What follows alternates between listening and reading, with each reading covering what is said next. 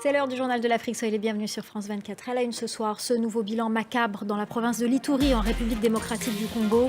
Une trentaine de personnes ont été tuées dimanche et lundi dans des attaques de plusieurs villages.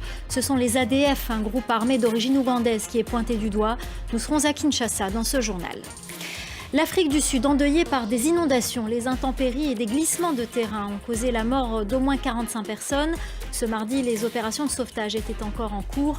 Les détails à suivre. Et puis à la fin de cette édition, on ira en Guinée. Vous verrez que cette année ne fait pas exception. Le mois de Ramadan a vu les prix s'envoler. Les initiatives se multiplient pour soulager les ménages. Reportage de nos équipes à Conakry. Des civils ont été massacrés dans plusieurs villages de la province d'Ituri, dans le nord-est de la République démocratique du Congo. Une trentaine de personnes ont été la cible de rebelles. Ce sont les ADF qui sont pointés du doigt, un groupe armé islamiste d'origine ougandaise. Les précisions à Kinshasa de Clément Bonneroux. Selon un représentant. Et toujours en Ituri, la libération des 4 membres de la task force de la présidence, otages du groupe armé Codeco depuis plus de 2 mois. Parmi eux, les 2 anciens chefs de guerre, Thomas Lubanga et Floribert Djabou, membres de l'équipe des émissaires dépêchés en Ituri par le président Félix Tshisekedi pour négocier un cessez-le-feu auprès des miliciens. Cette nouvelle attaque au Bénin, une attaque terroriste meurtrière dans le nord-ouest du pays. Le bilan fait état de 5 morts parmi les soldats des forces de défense nationale. L'attaque a eu lieu à l'extrême nord-ouest du pays, à la frontière avec le Burkina Faso, dans la zone de la Pendjari, où les groupes terroristes sévissent régulièrement.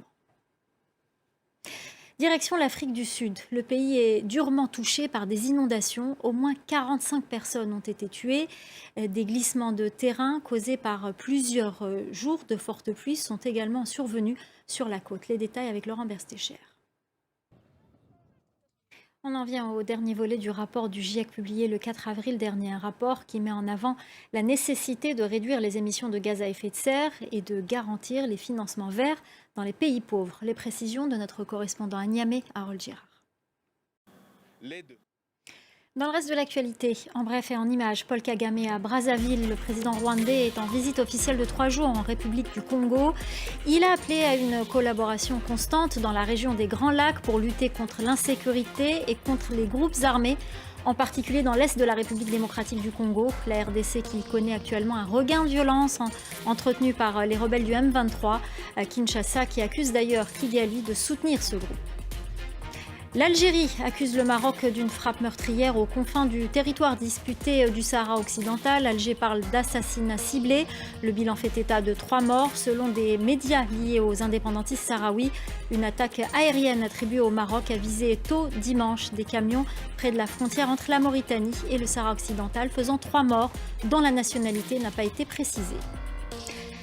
La reprise des liaisons maritimes entre le Maroc et l'Espagne, suspendue en 2020 en raison de la crise sanitaire et diplomatique entre Rabat et Madrid. Cette reprise marque la réconciliation entre les 2 capitales. Madrid a mis fin après d'1 an de crise, reconnaissant le plan d'autonomie marocain pour le territoire du Sahara occidental. En Guinée, le chef de la junte, le colonel Mamadi Doumbouya, veut désormais que la bauxite soit transformée sur place dans le pays. Au cours d'une rencontre avec les sociétés minières, le président de la transition guinéenne a ordonné aux entreprises de soumettre des propositions et calendriers pour la construction de raffineries de bauxite en Guinée. Écoutez. On reste en Guinée où la hausse des prix qui intervient chaque année au mois de Ramadan est bien là. Elle a été accentuée par la guerre en Ukraine et la hausse des carburants. Le prix du riz, de l'huile ou encore du sucre s'envole alors que ces produits de première nécessité sont subventionnés par le gouvernement. Face à la situation, les initiatives se multiplient pour soulager les ménages. À Conakry, le reportage de Sarah Sako et Malik Diakité. Et on termine notre tour d'horizon par la Libye, un pays dont le patrimoine est menacé en raison de la guerre et du chaos.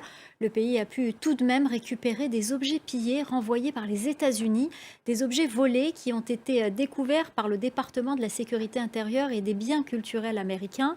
À ce jour, les autorités new-yorkaises ont rendu plus de 1500 objets volés dans le monde. Camille Nedelec. Voilà, c'est la fin du journal de l'Afrique. Restez avec nous, l'info continue sur France 24.